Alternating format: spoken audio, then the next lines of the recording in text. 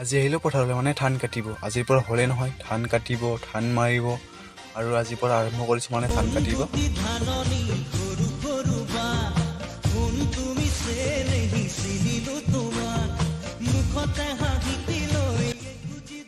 আৰু আমাৰ চাহ খাবলৈ হ'লে নহয়, এতিয়া চাহ লৈ আহিছে, লাল চাহ লৈ আহিছে আৰু পিঠা।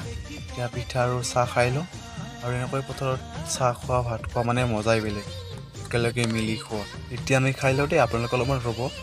ইয়াতে মানে এখন নতুনকৈ দলং বনোৱা হৈছে, চাবলৈ আহিলোঁ। মানে বাঁহৰ দলং হয়, এয়া গাইছ বাঁহৰ দলং বনোৱা হৈছে, নতুনকৈ বনাইছে।